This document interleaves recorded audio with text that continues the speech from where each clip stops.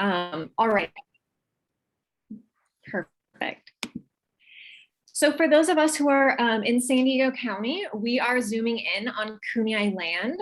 They are a people whose traditional lifeways intertwine with a worldview of earth and sky in a community of living beings. This land is part of a relationship that has nourished, healed, protected, and embraced the Kumeyaay people to the present day. It is part of a worldview founded in the harmony of the cycles of the sky and balance in the forces of life. It is important for us to pay our respects to the past, the present, and the future generations of the Kumeyaay people. I just love that. That's so wonderful. All right, we've already started recording. Thank you so much, Max. Now it is my pleasure to introduce the next speaker. We're going to be discussing and celebrating Hispanic Heritage Month and how it's connected to the San Diego region in particular. So it is my honor to introduce you to Lorenzo. Lorenzo is a writer and ethics consultant who's passionate about environmental activism. He manages and writes for the SD350 newsletter, and he was also a very instrumental part of putting together this collaboration for this event. So without further ado, I'm going to hand it off to Lorenzo. Hi, everyone. It's a pleasure to be here and a pleasure to present, which I'll do shortly once I figure out. I don't actually use Zoom at work. Where's the present screen button? Right. So if you go to the bottom of the screen in green, it'll say share screen. Oh, share screen. Oh, wow. It's okay. Yeah. Okay. Yeah. Cool. All right. There we go. And I can start it from the beginning. Okay. Hello, everyone. So I'm Lorenzo again. Many of you might know me from being the editor of I'm the person from whose email the monthly newsletter comes. Good to see many of you. So I'm going to be presenting about Hispanic Heritage Month, which is just a national celebration of Hispanic heritage that started on the 15th of this month and runs to the 15th of October. Why is it like that? It's because several Latin American countries gained independence from Spain around like the 15th, 16th, 17th of September. So it just started then. Okay, let's see. So I'll start with just a question: what are Hispanic people? So this is like a very difficult to discuss topic. As it turns out, people kind of have an intuitive thought about it, but Hispanic is just a linguistic designation. It means people who speak Spanish. It's like Anglo is to English, Hispanic is to Spanish. But in the US, what Hispanic has taken on to mean is people whose origins are found in Spanish-speaking countries. So that'll, somebody's got to mute themselves.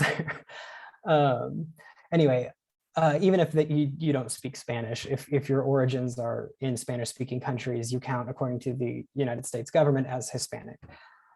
This is different from Latinx, which is a broader designation that includes just anybody from Latin America. So way to understand this is Brazilians are Latinx, but they're not Hispanic because most Brazilians speak Portuguese. Spaniards are sometimes considered Hispanic, which is kind of a contentious issue, but technically they are, but they're not Latinx because they're not from Latin America. Mexicans are both. Importantly, Hispanic people are not a racial group. So like, Latin America is extremely diverse. It has like just a bunch of different racial groups and a lot of like mixed race and multi-ethnic people. So it's a difficult designation because it's not a race for sure. And it's only sort of an ethnic group. Like there's ethnic ties among a lot of different kinds of Hispanic people, but ultimately the Hispanic world and the Latin world is multi-ethnic. It includes indigenous people, white people, Black people, and many, many mixed race people. So that's why I say it's a little anthropologically confused, but it's politically useful, especially in the United States context. So what is one context where that's important is in labor.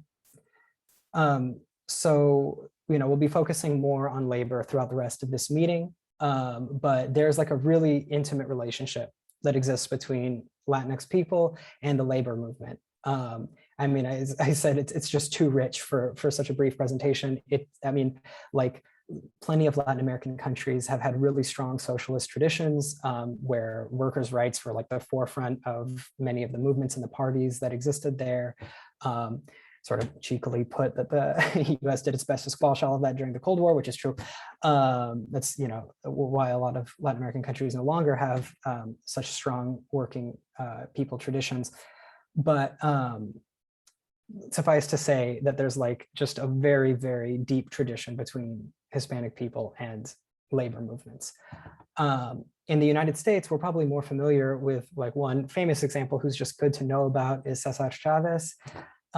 He, along with Dolores Huerta, are the founders of the United Farm Workers, which is a massive union. It represents over 10,000 people. And it's a really like especially in California, Chicano history, they've kind of taken on this sort of like, you know, larger than life role as these really important figures in getting just better pay and like slightly less horrible working conditions for a lot of the farm workers who work in the Central Valley of California. So, you know, there's definitely, and he was working in like the mid 20th century. So there's a really strong tradition in the United States, even between Hispanic people and labor. Additionally, there's a pretty strong tradition, or at least a very strong interest for a lot of Hispanic people and environmentalism. This is a little picture of some United Farm Workers protesting here. So, as I said, lots of Hispanic people are of indigenous heritage. So in that way, you might think, well, you know, the people who are now considered Hispanic have ancestors who have been stewards of the land for tens of thousands of years, much like the land acknowledgement that we started with this acknowledged. But more specifically, like, you know, in a contemporary context, Hispanic people in the United States are very interested in a lot of environmental policy. So according to Earth Justice, around 80% of Latinx people rank political action on environmental issues as very important. They are also, unfortunately, because a lot of Hispanic people are of lower socioeconomic status, and a lot of Hispanic people are people of color, both of those groups tend to be disproportionately burdened by a lot of effects of climate change and pollution. So this interesting statistic, which was actually printed in our newsletter this month, is that Hispanics breathe 63% more air pollution that leads to health damage than they make. And non-Hispanic white people are exposed to 70% less air pollution than they make. And that just is because of the way that people are distributed in cities and near, you know, like oil refineries and waste processing and that sort of thing. So it's a central issue for a lot of Hispanic communities, a lot of environmental causes. And I thought I would finish off by just talking a little bit about a cool little case study that bridges all of these topics together, like, you know, Latinidad and labor and environmental justice. So I'm sure all of you are familiar with Barrio Logan. It's been a predominantly Mexican American neighborhood for like hundreds of years. I mean, since, you know, there have been like Hispanic people here since they were Spanish people here. And many of them have made their home in the area that is now Barrio Logan for a very long time. But after World War II, the area was rezoned to allow industrial buildings and machinery, an example of the kind of environmental racism that I was just, you know, talking about statistics for in the previous slide. And that just made the living conditions there really, really awful. And like just a lot of resentment was growing at the time. And that came to a head when in the 60s, the city decided to put the I-5 and the Coronado Bridge right through the neighborhood. And they took out like hundreds of houses, which is just like horrible to think about. They just like bulldozed entire neighborhoods to put, you know, these big freeway pillars. And so, and like when they did this, city council promised to build a park, but they like it went back on that and instead started building a highway patrol station. And so that was when the community had had enough. And so like a huge group of Chicano activists, Chicano, for those of you who don't know, it's a term that refers more specifically to Mexican American people. But anyway, a bunch of Latino activists and students and artists occupied the park, and after a few days, the city eventually like gave way and allocated funds to actually developing it as a park. And so now it's like a historical heritage site. It's got these beautiful murals, and that you know, it's a great example of community action against the sort of environmental racism that a lot of Hispanic communities face. And so with that, yes, we'll conclude my brief presentation. Let's see. And open the floor to any questions that anybody might have. Thanks, Lorenzo. You actually answered Tim's question about how Chicano is defined. Yeah. There are no more questions in the chat at this moment, but folks are probably digesting and coming up with some great ones. So I'll go ahead. I did talk really fast. That is, yeah. So no worries if you're studying. Yeah. Yeah, we'll give them a moment to think about what you've presented on, but just a little plug that Jack did put in the chat for folks who are calling in from their phones and not able to dual tab. He says that next month they will be celebrating Larry. And Jack, if you can help me pronounce Larry's last name, please, that would be great. Larry Etterlong. Thank you. So there's a day celebrating Larry on October 25th, and he was instrumental in the formation of the United Farm Workers Union. Yes. And so the union was the joining of Mexican and Filipino farm workers. I don't know, Lorenzo, if you know more on that, or Jack, if you wanted to do a little plug, since there are no questions in the chat still, for folks who may be interested in celebrating in San Diego.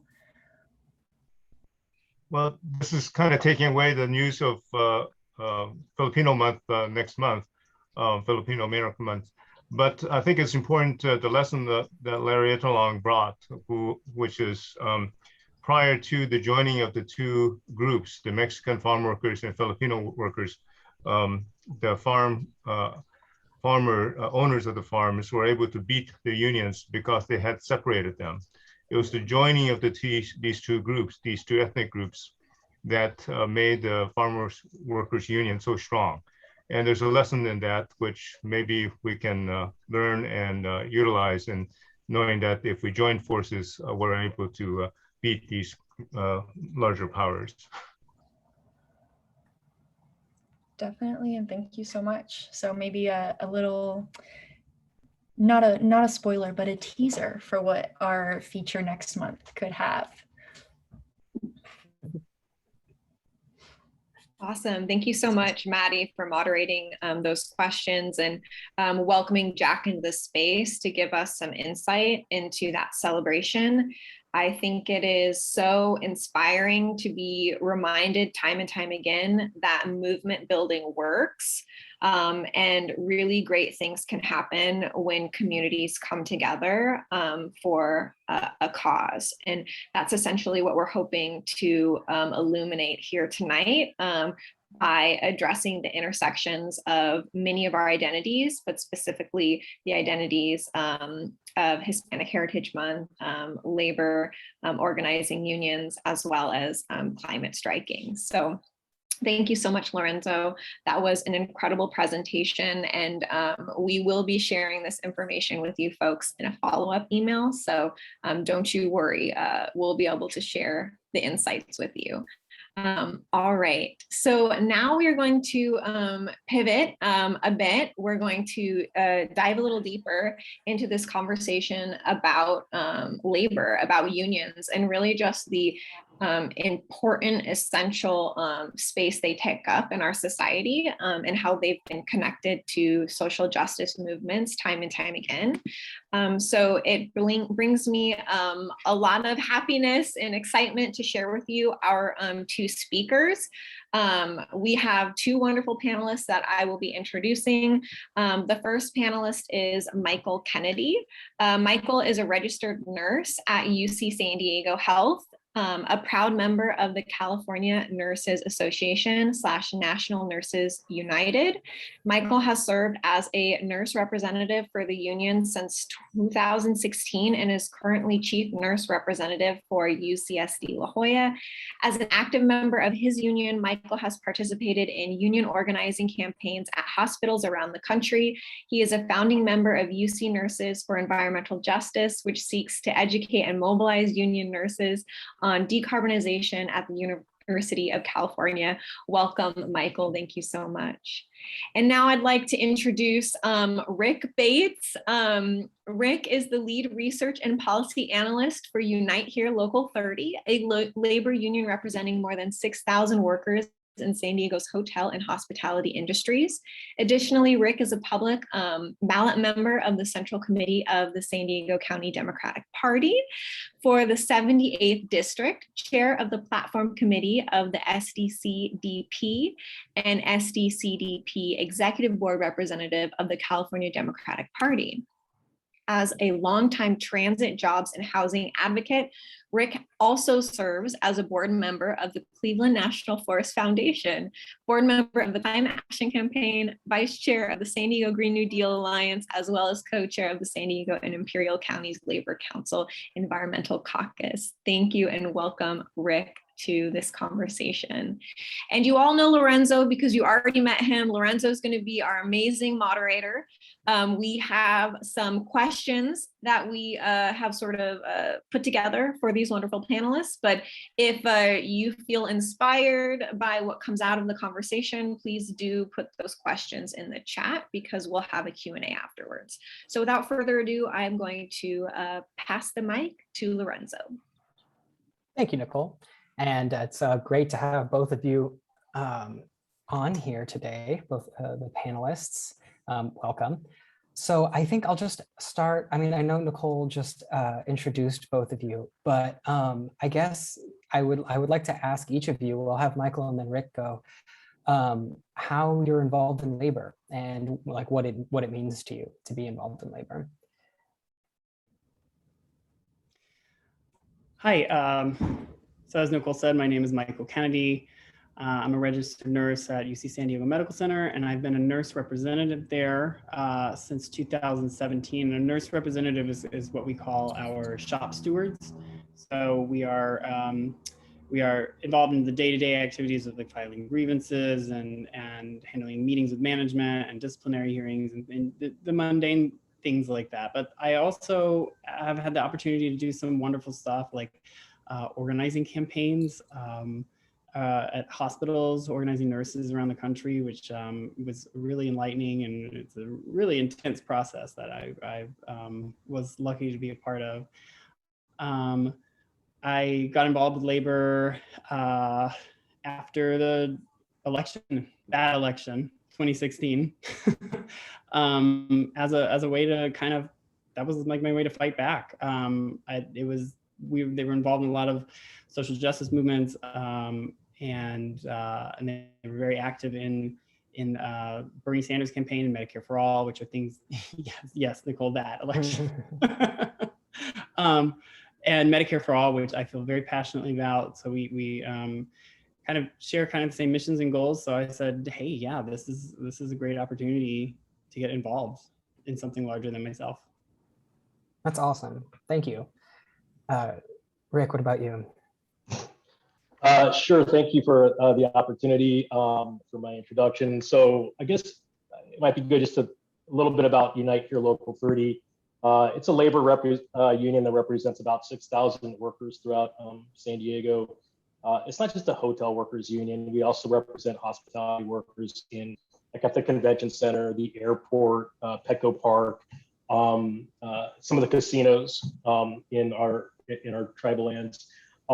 I'm what you call a rank and file union member, which basically means I came directly from the shop. It sounds like for some reason I just can't think of his name right now. The guy that just spoke right in front of me. Michael. Michael, I apologize. But so I come from the shop, and I too was a shop steward. I was first introduced to organized labor in 2010 at a hotel. I was a restaurant worker at the hotel, at the then newly opened Hilton San Diego Bayfront next to the convention center. And the union representing those hotel workers was Unite Here Local 30. And so they took notice of how I engaged, I guess, with my coworkers. And so they recruited me to be a union shop steward. And then by, I think, 2011, they brought me on as staff full time.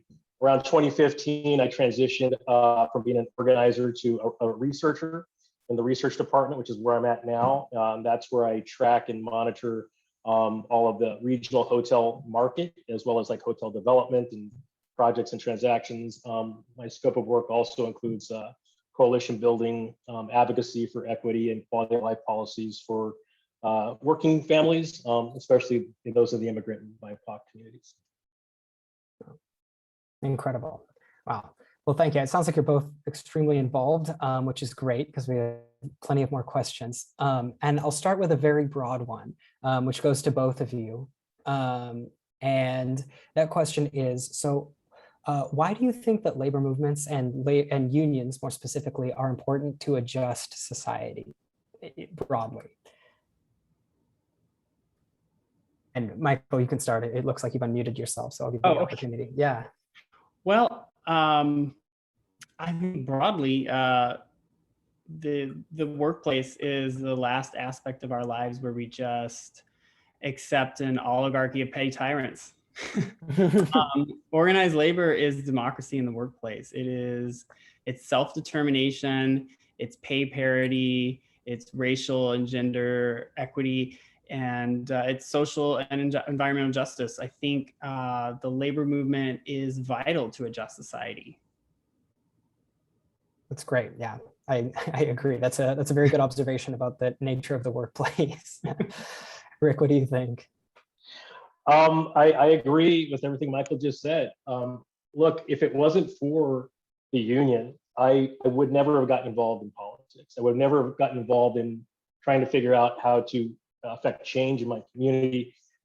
Essentially, unions taught me about democracy. School never taught me about democracy. Maybe I just wasn't paying attention. I probably wasn't paying attention at school, but unions is where I learned hands-on how to be democratic. And so honestly, I owe where I'm at right now to being involved in my union. Yeah. Wow. Well, that's good to know. I feel like a lot of people, especially in liberal spaces who might not be involved in union politics at all, just aren't aware of the importance that they play in a lot of other industries. So very good to have that perspective. So let's see. Which brings me to my next question, actually. So a lot of climate advocates, as I say, might not, be familiar with union politics in their own work lives. So what do you think that climate advocates should understand and learn from the labor movement? And how do you see the two being connected? Michael, we can start with you. It seems like we've defaulted to that order. My apologies, Rick, if that's it. If you object, let me know. But yeah. So I guess I would say that the two aren't connected at this point. And it's not, I would say yet, they're not connected yet. Historically, I guess, and I think we'll touch on this probably later, industrial labor and environment have been quite opposed to each other. But labor has partnered with social justice movements in the past, like the civil rights movement. And I think that could be true for the environmental movement as well. There's also the idea of common good bargaining. We have the ability as a union to bargain not just for our own benefit, but for that of the community as well. And that's an idea that we could take into the public space. Yeah, I don't know. Rick, if you have anything to add. No, once again, I agree with what you said. I think labor unions, in a sense, there's a bit to learn. But I would like to say, I think in a lot of ways, sometimes labor unions and environmental groups sometimes have the same enemies. I don't mean enemies, but we can be good allies, right, if we can, if we can align and communicate. But in labor, you know, I think in terms of organizing, learning how to organize in labor, it really helped me with everything else that came after that. And what I mean by that is you know, when you, labor at its core is democratic. Voting for leadership, voting for union recognition, voting to ratify a contract, all of that is incredibly democratic. And realizing that I have certain rights is something that was helped. It's how I was organized. I mean, if you think about it, when you first walk into any kind of a shop that you work at, you know, you're leaving your civil liberties at the doorstep. You don't have a whole lot to say unless you have union recognition. Then suddenly you're basically equal with your employer in the sense that you have the same amount of say on your working conditions. So look, Unite here is fundamentally like a grassroots organizing machine, and we have to be. I mean, imagine what it's like to try to get like 800 employees at a big box hotel or a large casino to agree on the same thing. It involves like helping workers to see like what their common interests are, you know, which is, like I said, their working conditions, how much money they get paid, what kind of benefits do they need, how are they treated by their employer, what kind of respect do they get. So it doesn't matter what their background is or how you identify or what your sexual orientation is or who you worship. You're all kind of tied together by the common cause of your rights at the workplace. So then I would say workers' rights are women's rights, are LGBTQ plus rights, are immigrants' rights, and so on and so forth. And that's really the foundation of our organizing campaign at Unite here. So then comes, once you have your foundation, then you have to do the actual organizing. If you want to win a contract, you have to organize. If you want to win union recognition, you have to organize. And for Unite here, that's like at the heart of our program. And the way we do that, I think environmentalists kind of do the same thing. You begin to build organizing committees, like you know, in a shop, in a hotel, we might have, let's just say we got 8 departments. We have a housekeeping department, we got food and beverage department, we got stewards, we got front desks. You have to organize those departments, which means you have to find leaders in each one of those departments, and that means you have to do some mapping. You know, who's got relationships with who, and so on and so forth. And then you have to do what we call house visits. It's like one-on-one time. It's like literally before the pandemic, we used to go to people's houses. We used to sit down with them in their living room and get to know them and to understand why it is they don't want to be part of the union or why it is they think unions are bad. And then what you find out is over a little bit of time in that conversation, they begin to turn around because you begin to identify what it is that you get to meet them where they're at on a subject. And that's part of what organizing is. And then sooner or later, you begin to organize them to where, you know what, you're right. I don't have to take this. I got certain rights, and they want to exercise those rights. Anyhow, I don't want to take up too much more time, but that's just there is value in organizing and using that even in other ways besides labor. Right. No, that's I mean, yeah, that's brilliant. How many different avenues for organizing you've developed here. I have questions prepared, but I think it would be perhaps more interesting to take some of the questions that have been are accumulating in the chat here, which I can't see because I've only got one monitor. Maddie, if you wouldn't mind, there was a question posed to Rick, and I'm wondering if you could read that out. I saw it pop up. It would be my pleasure. Okay. So Carl has asked, Rick, do you have any reflections that you can share about your AFL-CIO call with the White House today? Did it remind you how far ahead California is in some ways, or how we're trailing behind some others? Sure. So today the AFL-CIO had a 6-hour webinar on called the Climate Jobs Summit for 2021. And there was John Podesta was there, Ali Zaidi was there, who is he's a part of the cabinet, part of Joe Biden's cabinet on energy. There's Marty Walsh, Department of Labor Secretary. Anyhow, what I began to notice is in the conversation, they're talking about the infrastructure bill. They're talking about budget reconciliation, how much money all of this is going to have, and potentially it'll create this many millions of jobs over the course of the next decade. And so And so it was really about job creation. All they really talked about is job creation. They talked about manufacturing, building turbines here and maintaining them here, not getting work from overseas to come here and maintain them. They talked about broadband infrastructure, all these things. But what I noticed they never really talked about was natural gas, like winding down natural gas. What I did hear is they talked about carbon pricing for methane leaks. If someone has a methane leak, we need to charge them. And that's part of our climate. And so I'm thinking to myself, like, wow, this is just amazing. And what I came to understand is, like, we must be just so far ahead of the rest of this country, because that's what they're telling the rest of the country. But also, I think there's also a mainstream perspective on climate change between labor in general and also the White House. And so I think that's kind of feeding on each other.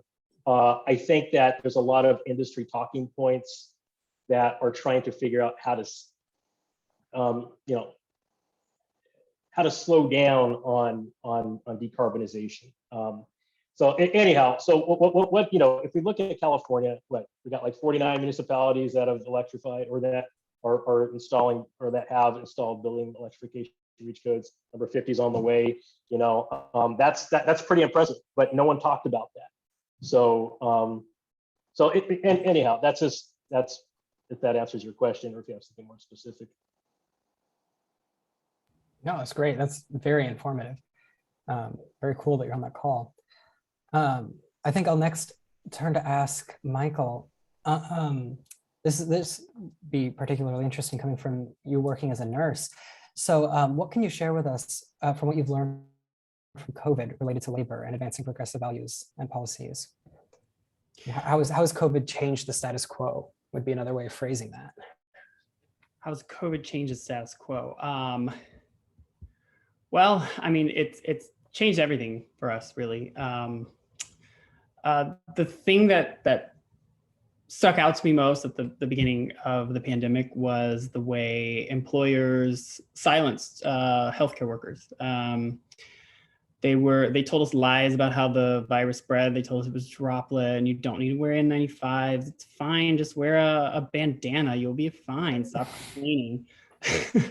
They basically put out gag orders. Awful. It was gaslighting is what it was. It was terrible.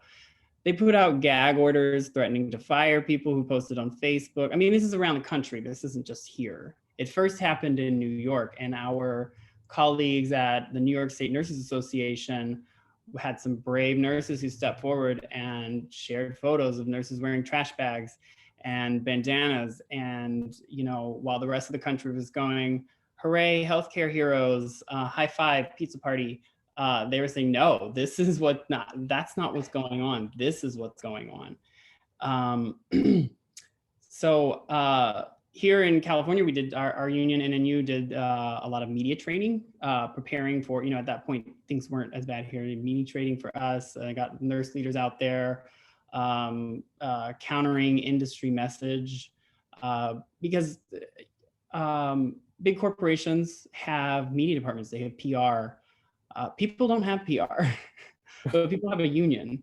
And I personally felt empowered to say things that I wouldn't have said because I would have feared for my job. And this is really, nurses having the ability to speak up like this is good, not just for us, but for the public and for patients. We do this applies, beyond our union to other causes, in that I think because we have the ability to speak out for healthcare reform, for Medicare for all, for the Green New Deal, because environmental causes will affect healthcare as well. And industry is going to lie about all of these things. They already lie about the Green New Deal. They lie about Medicare for all. The best example, I think, is Texas. After when they had that freeze and the lies going around about turbines freezing over, that was an industry talking point. There are literally wind turbines in Antarctica, but they were putting out these talking points saying that, look, it fails because of the weather. I think having organized workers in green industries can help counter that constant right-wing messaging. That's not just from Fox News and Newsmax, it's from local news that just parrots industry propaganda because there's no one out there giving an alternative to that. So that's all they have to go by. We need to empower workers to speak the truth, and I think that can only be done through a strong and vibrant labor movement. Yeah, I couldn't agree more. That's, yeah, very, very succinctly put. Great. Okay, I want to check the chat real quick to see if there's any more questions that we didn't get to. Oh, okay. Sorry, Maddie, I did figure out how to open the chat. So I guess I'll just ask. All good. Yeah. Okay, so what Nicole asks, what are some common tactics that employers use to discourage their employees from unionizing? What red flag should folks be aware of? And I'll let Rick take this one. So that's a fun question. Sure. So I don't come across it too much, mainly because in the places where we organize unions, we have contract neutrality agreements, which means that the employer has to be neutral. Like they can't talk shit about joining the union, or they can't say it's good, they can't say it's bad. They just got to be like, you got to do your thing, you know. So if an employer does say, hey, you don't want to join the union because, you know, why are you gonna pay union dues when you don't have to, you know, then we file a grievance against them and so on and so forth. But I would say one of the biggest things that happens, so you're not in our union, but outside in labor in general, is why do you want to pay, you know, that much money every month in dues? You know, that's an expense, you know. And I think with regards to Unite here, I think we calculated that at one point. It was like, I don't know, 5 cents an hour that our worker would be paying if they work a full-time job in union dues. And that's the difference between making minimum wage and making like $20 an hour, you know, plus $6 an hour for your health and welfare. So it's like $26 an hour. And so anyway, it's all about context and inoculating workers against what an employer might try to say. I will say one thing. Some employers, they're not afraid to spend a lot of money on union busting consultants. Like the Sequan Casino, for example, they spent $66,000 on union busting consultants for they have like 800 workers that said they wanted to get union recognition. They're supposed to get a Christmas bonus at the end of the year. Sequan said, okay, not only are we're not going to give you your Christmas bonus, but we're going to make you sit and listen to union busting consultants at $400 an hour. That's going to, so anyhow, this is, and there's a little bit of intimidation and there's a little bit of that sort of stuff. That's a typical union busting employer mentality. Yeah, like the mandatory meetings are terrible and are such an insidious practice.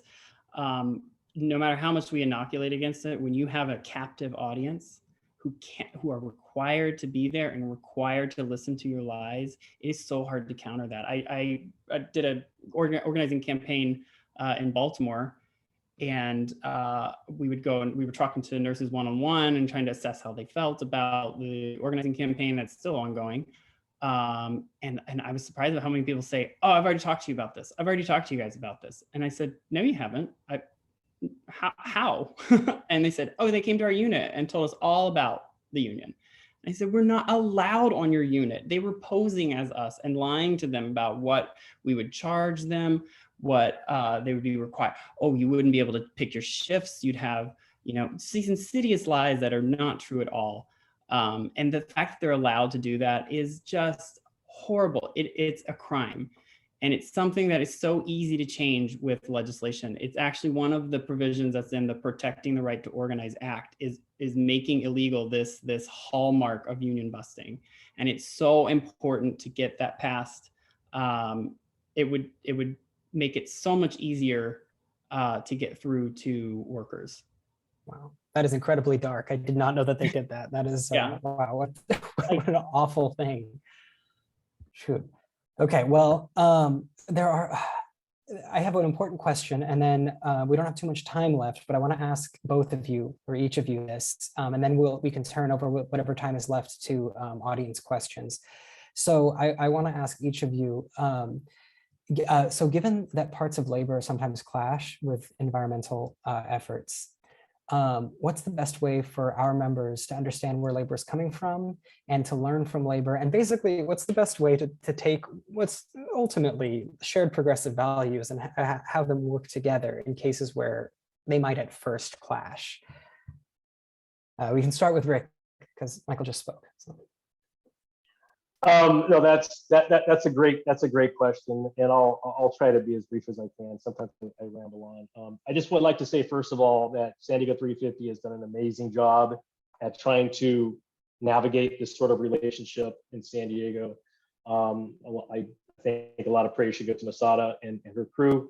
But let me just kind of address it kind of like this. When you're thinking about labor, you know, at the end of the day, if you peel away the building trades name and you peel away, you know, IBW's name or whoever, I'm not any specific union, but you peel away that name, there's what you got are working families behind all that.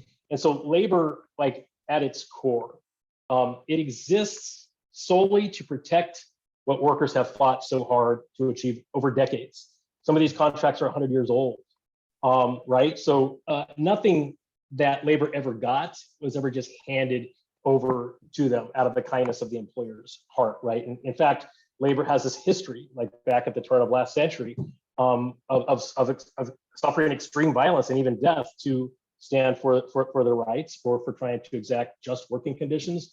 A lot of those things that we kind of take for granted today. So I would say that when anything comes down the pipe that poses a threat to their jobs, the inclination is to hold the line. It's to hold the line.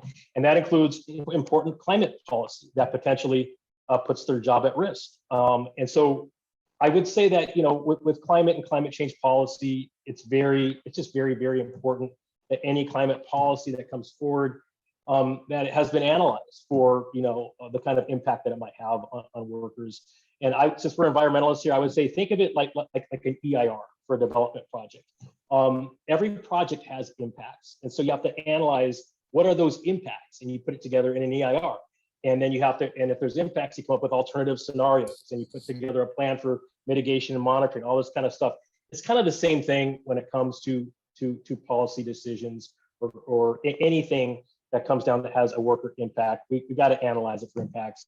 And I think that right now, you know, most climate-related policies that come forward don't have those types of provisions. They don't really analyze for workers' impacts, and so there's no tangible plan. So therefore, you have this constant, whenever something comes up before in a public hearing, there's this back and forth, right? Because they feel their jobs are threatened, and it's not that they're evil, or it's not that they know what's right. I mean, there's just no plan. And so, but someone does have a plan, and that's the fossil fuel industry, right? They're telling their workers and the unions that represent those members that the climate people, you know, they're coming for their jobs, and that they're being very extreme and unrealistic with their demands, and that they don't care about you or your families, but we care about you, and we don't want you to lose your jobs. So this is what you got, and this is what you tell them. You tell them that, you know, Stanford University says that, you know, carbon capture storage is good, and that renewable natural gas is good, and clean hydrogen is good, and that's a pathway to keep your jobs and to implement low carbon emissions and job security. So that's what those labor union workers are being told. And so then they get ready and they go out there, and because that's the plan, right? And I think until we're able to, as a society and as the city of San Diego or as a region, can present something that's different than that, that we're going to have these sorts of run-ins, and we're going to have these sorts of clashes. But for the most part, I think, you know, people have been respectful. There's always been some exchanges. I don't think it's anything too crazy.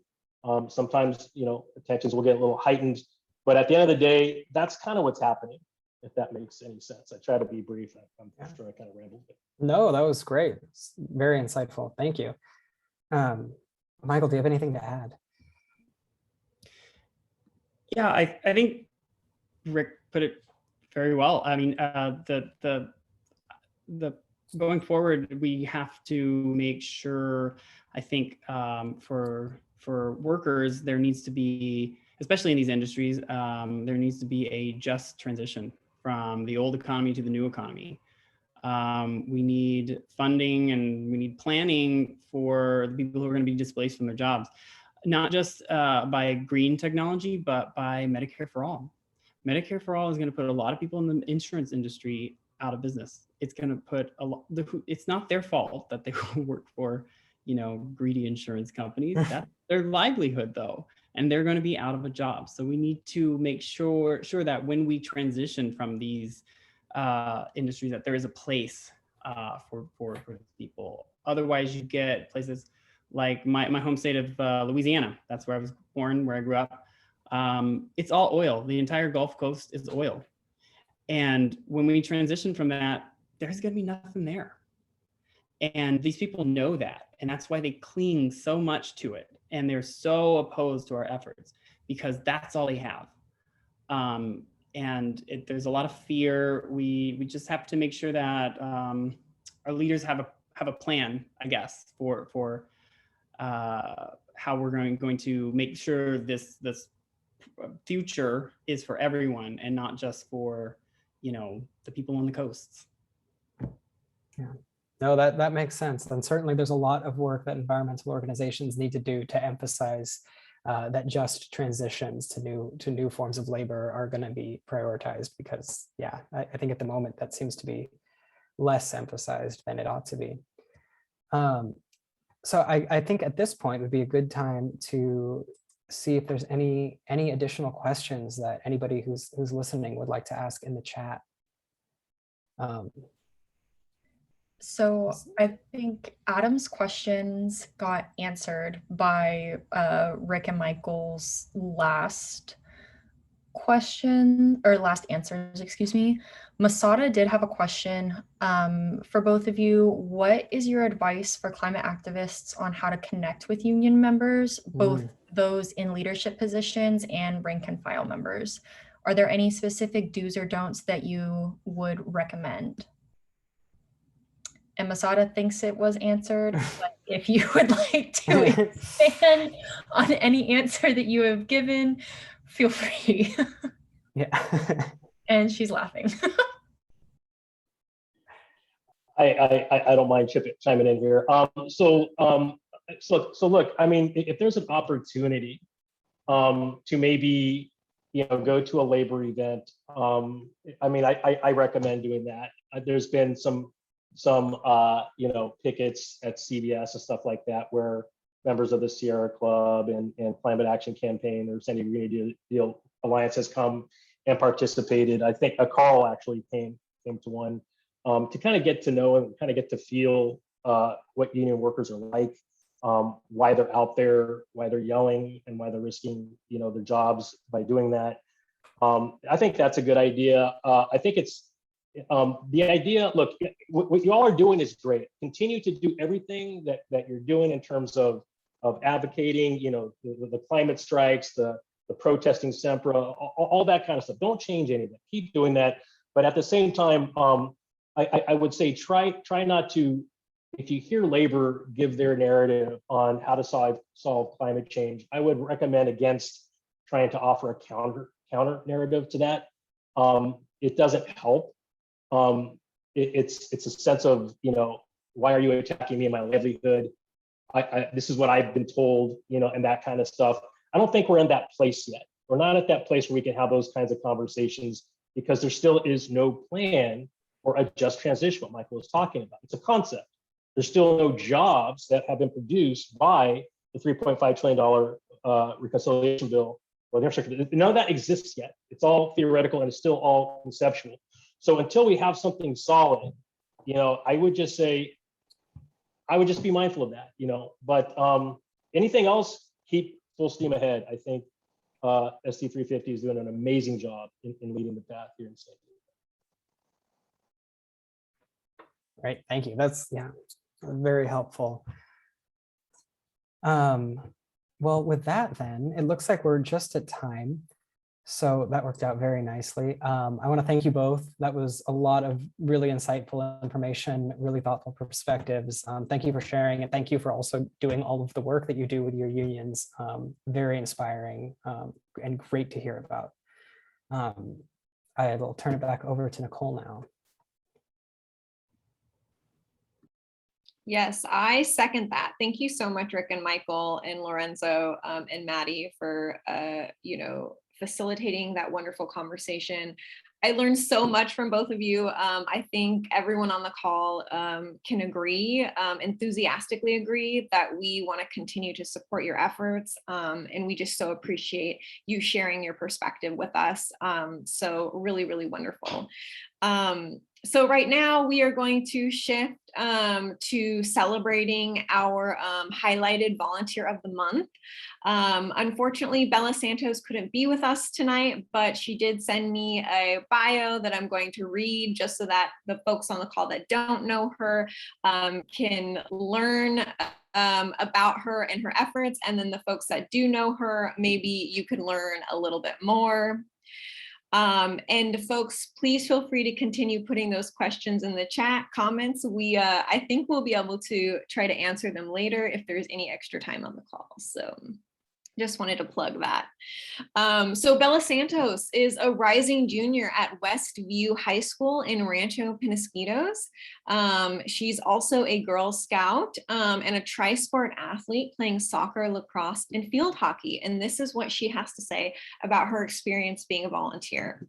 Being able to connect with so many other like-minded youth who are passionate about environmental justice is so motivating. Seeing how our efforts translate to victories is so empowering. Whether it's discussing climate change in our regular lives, I always enjoy spending time with the folks around me. My involvement in SU350 jump-started this past year in the Y4C 2020 virtual summer camp. I then joined Youth the Oil and became the Spring Media Fellow, where I ran our Instagram page, sent out newsletters, and facilitated communication efforts for Y4C. I later joined Plastic Free Gen Z and the Eco Club Coalition, where I spearheaded the Eco Club Coalition Leaders in Action workshop this August to help youth become climate leaders and start eco clubs in their communities. We had an amazing turnout of over 50 attendees of educators, youth, college-age mentors, and community members. Thank you so much, Bella Santos, for your wonderful activism. All right, and in building on just the amazing work that local youth are doing to spearhead this movement and continue the hard work that we are all working towards, I'd like to introduce two incredible volunteers. They have been heavily involved in supporting our Youth for Climate program, which has really grown substantially in the last few years. And they are participating in the planning and coordination of this Friday's climate strike, which is going to be a huge global day of action. So I'm very excited to introduce Natalia and Kiala. They are both high school students that have been supporting this work for a while. So I'm going to go ahead and pass it over to the both of you. And if one of you wants to share your screen and start your presentation, that would be wonderful. Hi everyone, I'm Kiala. I'm the new Youth the Oil intern, and I will be presenting with Natalia today about the September 24th climate. And again, thank you so much for having us. So Natalia, do you want to start off with giving some background on the 2019 strikes? Yeah, so definitely back in 2019, there was another strike. So San Diego 350 and Youth for Climate hosted a climate strike at different schools, similar to what actions we're doing now on the Global Day of Climate Action. We had over 5,500 individuals walk out, making it one of the largest mobilizations in San Diego. So we're hoping for another big turnout. And this year on September 24th, which is the Global Day of Action, we will be doing a similar effort. We have schools that are going to be walking out and having a central strike in downtown, which we will talk about more in a little bit. Okay, perfect. So I wanted to talk really quickly about our plan for organizing strikes in San Diego and what we're doing this year. Obviously, because it's COVID, it's going to look a little bit different than it has from previous years, but we still want an amazing opportunity for people to come up and show all of the dedication that they've been doing so far. So at lunch at around 12 p.m., depending on each school, students will be holding rallies at their own schools to educate their peers on the climate crisis and really demonstrate their passions for saving our earth. So off the top of my head, we have schools from High Tech High, San Diego State, UCSD, Westview, Point Loma, I want to say San Diego High. We have so many, I can't even name them at the top of my head right now, but we have so many different schools. So if you know anyone, or if you are within any of those schools, be sure to show up during protests at lunch. For San Diego Unified students, we actually passed a resolution that allows students to walk their campus without any precautions, which is amazing. And if you're not in one of those schools that already has a climate strike going on, we have an opportunity for you at 1 p.m. Youth, adult supporters, and just general organizers in general were joined together by the waterfront at the San Diego County Administration Building on the east side. So that's like near the waterfront on the east side of the building. And at 1:30, we will walk and march to San Diego City Hall. It's going to be an amazing event with tons of youth, ways to take action, motivating speakers, and just a really fun time for youth to connect. So Natalia, do you want to talk about our demands? Yes, and I just wanted to add one of the schools too. So the Sweetwater District, they're actually not in session for on Friday, but students have come together and they're organizing a strike, and they will be joining us as well, which is super exciting. So I just want to go over some of our demands. We're not just striking, we are demanding for change. So we have it on the local and state and national level. On the local level, we are demanding for a zero carbon in San Diego regions by 2030, and also working with Youth Will for free bus passes for youth to really utilize public transportation and, stray away from the fossil fuel industry. On our state level, we have connecting to the Youth the Oil campaign and our demands, which is stop issuing new oil permits, set 25-foot setbacks between communities and active oil and drilling sites, and also have an just transition to phase out fossil fuels in California by a timeline. So Governor Newsom has stated that he would phase out fracking in California ban fracking by 2024, and then try to phase out fossil fuels by 2045. But however, as we know, that timeline is way too long, and it doesn't include environmental justice concerns in the communities who are already and still are suffering from those effects of fossil fuels. On a national level, we also are advocating for the Thrive agenda to get San Diego and California reps to sign on to this in terms of reconciliation bill and just including environmental justice act. Yeah, so again, those are the three at the local, state, and national level demands that we will be striking for. Natalia and I really quickly just wanted to share why we're organizing. Natalia and I have both been helping organize these protests from the very beginning and have been on those initial calls. And now that it's like the week of, it's kind of a surreal feeling to see all of your hard work like almost paying off, and it's so exciting. So I just wanted to share what I'm helping organize. I really want to demand action and hold our leaders accountable. As the lead of Youth the Oil and as a very active member within Youth for Climate, I've grown so much over this past year and learning that not only do we have to take our individual actions, but more importantly, we have to demand our leaders and hold them accountable, especially since we as youth cannot vote and often feel like sometimes we might not have as much of a voice as other adults may have. So doing things like this, taking action, making sure that our voice is heard is super, super important. I also wanted to connect with other climate leaders and youth.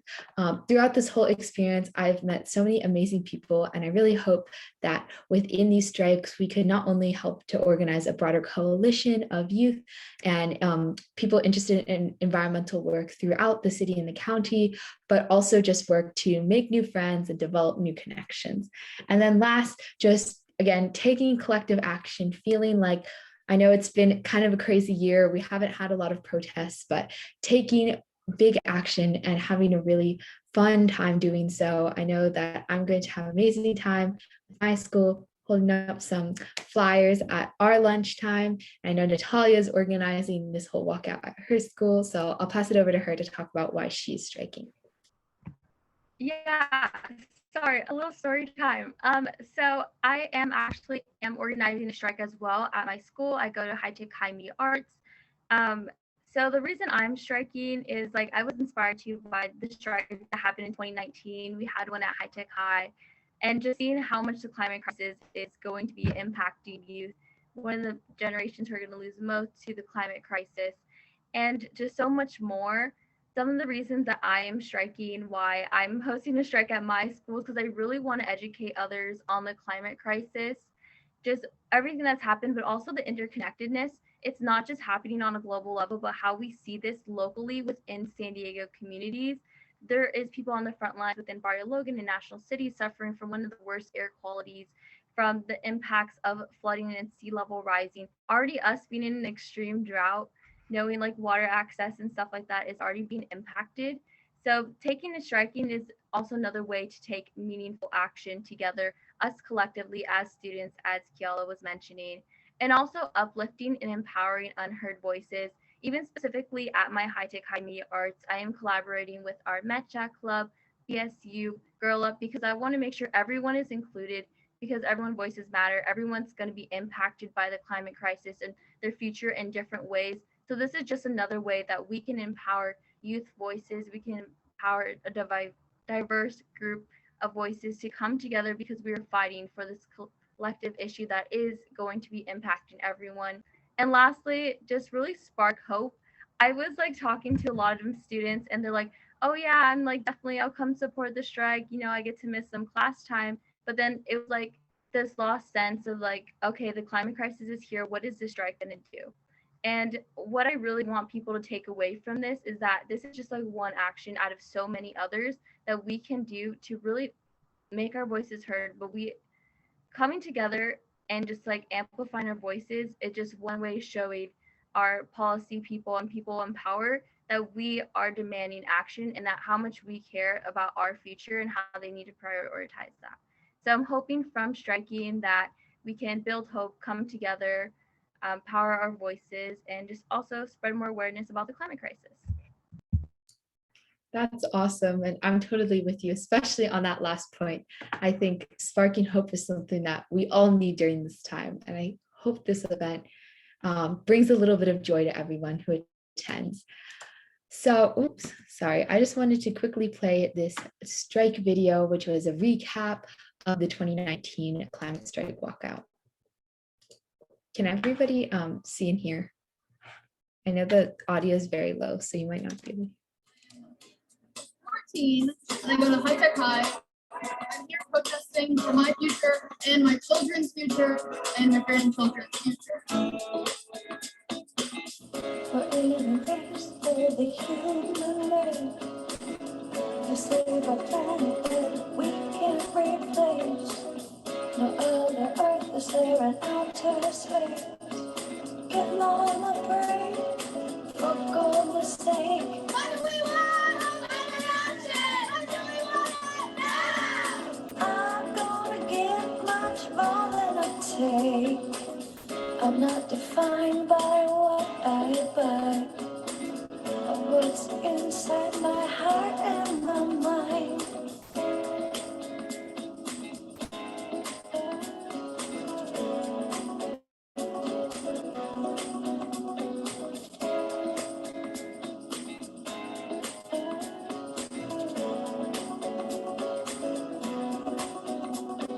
Nurture all the flowers with the birds and the bees, the trees upon the land and the fish in the sea. No need for all those goods in plastic packaging. The earth is sort of blue 'cause she wants to be green. Yeah, so I hope that all just inspired everyone, that video. Now we're just going to talk about ways that you can take action and how you can help. Yes, so there's different ways that you can help. Coalition, we have multiple organizations that have come together and have been collaborating on the whole organizing and planning of this strike. We are so thankful for all their volunteers and everyone who has been helping out with that. So we have our coalition meetings. The strike is on Friday, but if you're still interested in joining and supporting in any way, we have our coalition meeting tomorrow on Wednesday from 5 to 6:30. If you are interested, we can definitely share more information about that. We also have just organizing. If you are a student and you would like to, or just like help organize as protests at your school, working with students to launch a strike, let us know as well. We have materials. We have a media training for students to talk to media tomorrow afternoon as well. And then also just the strike in general, we invite and urge everyone to join us downtown for the strike. Encourage others to come, invite friends, family, coworkers, and yeah, and any other youth too. We want to make sure everyone is able to come as we were to come together on this day of global action. And yes, as Kiala just said, make sure to check the chat for all the links. Okay, yes. Thank you, Natalia. And the last thing I wanted is some things that we can all do on this call. So in the last couple minutes that we have for this time, we'd love for you to take some action. There's three ways you can. You can either call or text 5 friends or people you know, asking them to join the strikes. Donate if you can for stickers, posters, advertising, etc. I don't know if you can see, but I have this gorgeous poster over here, and these are some of the posters that we'll be using. We also had an art build, so we have a lot more fun student created art. And then lastly, I just wanted to quickly have everyone sign the Youth the Oil petition. This is a petition that just got created. I just put the link to the petition in the chat. And essentially, this petition is asking the city council to call upon Governor Newsom to stop the emission of fossil fuels by stopping new oil permits and then also creating those 2,500 foot setbacks like we talked about, and working on a just transition away from fossil fuels and into the green energy sector. So I guess in this time, while everyone's taking those actions, Natalia and I can also answer any questions that anyone has on these strikes. Hey both. I've been monitoring the chat. A lot of people just very emphatic support for what you're doing. A lot of people are saying go, go, go. And so far there are no questions, but Masada has posted all of the action items. So I think we'll go ahead and give folks the opportunity to unmute if they'd like to ask a question, or if they're already typing it into the chat, hit enter. And if not, keep doing the action items that you're doing. Perfect. Thank you, Maddie. Yeah, but just continue to do this and we can just close it out in maybe a minute or so.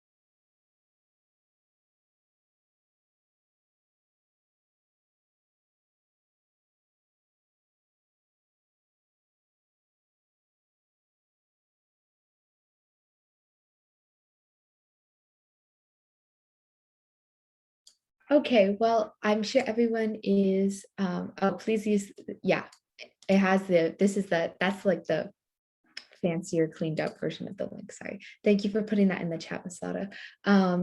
So while you're closing out these actions, Natalia and I will just finish up. Thank you so much for taking the time out of your day to come to this meeting and listen to us present. You can reach me at kiala@youthforclimate350.org, and you can reach Natalia at nataliaarmenta2026@gmail.com. Natalia, do you have anything that you want to say? you've basically covered everything, but yeah, thank you so much for letting us present today and just hearing about the strike on Friday. Again, I just urge you to register, be there, help support the cause, and definitely reach out to anyone else who may be interested in coming.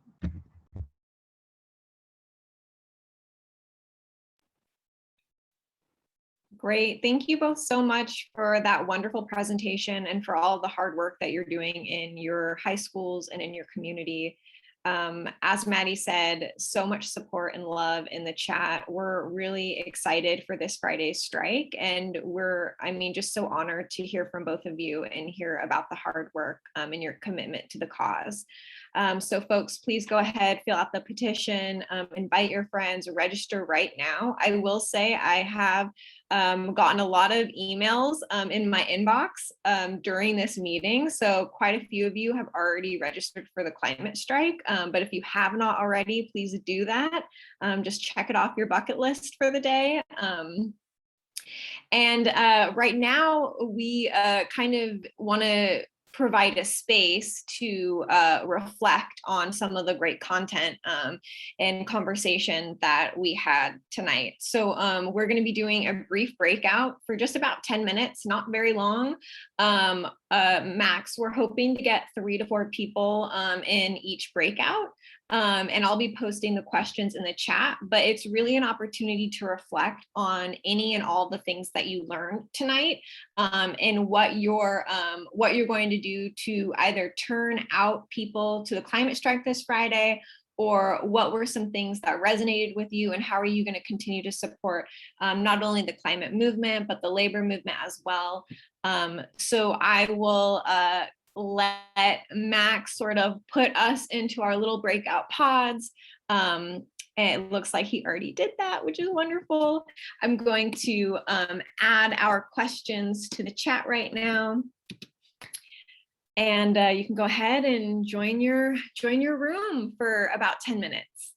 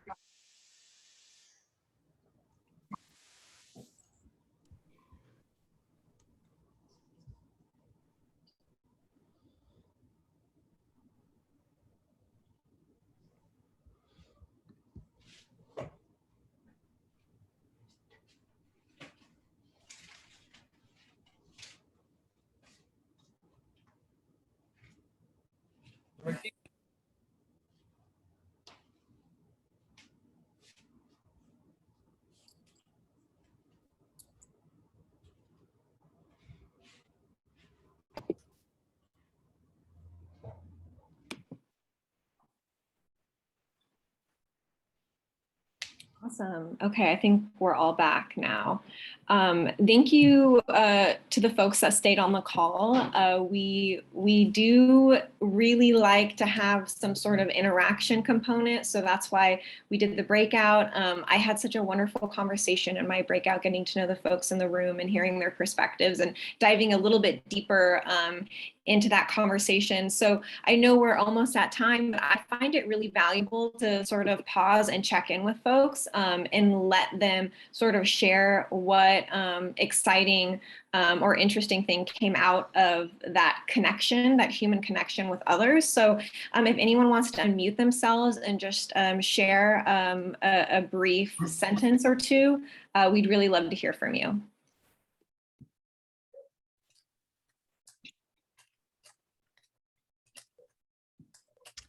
Yeah, I think one of the things that I shared, and Nicole, I'm not sure how intentional this was it really struck me the similarities between, Rick and Michael going and chatting with a lot of union workers, and then the work that like Kiala and Natalia are doing when they're talking to their peers about joining the climate strike or getting involved in climate advocacy.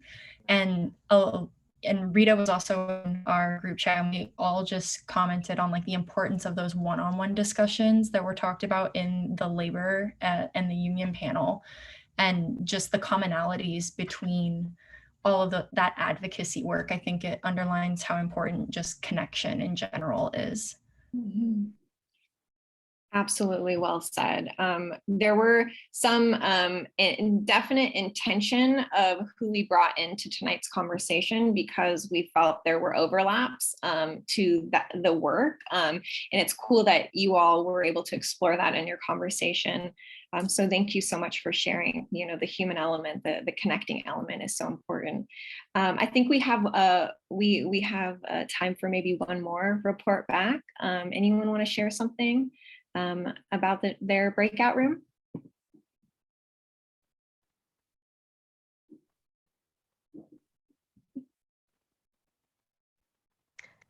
Yeah, I'll share. One thing that I shared in our group, I really enjoyed the group. I enjoyed the whole meeting tonight. I thought it was really well moderated, and the discussion just made me realize, because I work in labor, Michael's, I represent nurses, and just how important it is for me to think more about how to connect with people that are outside of labor. And, sometimes I take things for granted of what people understand. So it was helpful for me tonight to think about that. Wonderful. Thank you so much for sharing that, Terry. I got so much out of tonight's conversation, and one of the main elements that I'll share is that there is, these conversations are nuanced because people are nuanced. And so we might have further conversations about labor in the future. I think that there's so much more to explore, and I'd really like to invite more people to take up space and have those conversations. I want to thank you all for joining us tonight. Again, I want to implore that you go to the climate strike if you feel safe and or able to do that. I implore you to invite your people, invite your network. This is going to be a really important day because, as you've seen, it's all connected. So we really need to force our elected officials to start thinking about climate forward policies if they aren't already.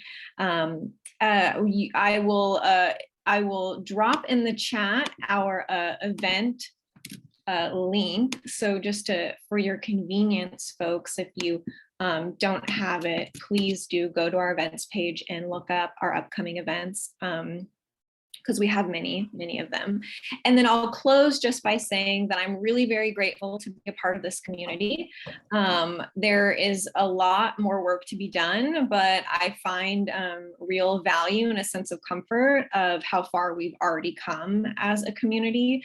And that community just continues to expand as we invite more people into the space and as we make courageous choices to explore other people's spaces as well. If you have any questions, please feel free to email me. It's Nicole@sandiego350.org. I'm the volunteer coordinator. And again, thank you so much for your activism. I hope you all have a wonderful night. Bye all. Happy September. Thanks for moderating all of that, Nicole. Bye-bye. Thanks for having me. Thank you.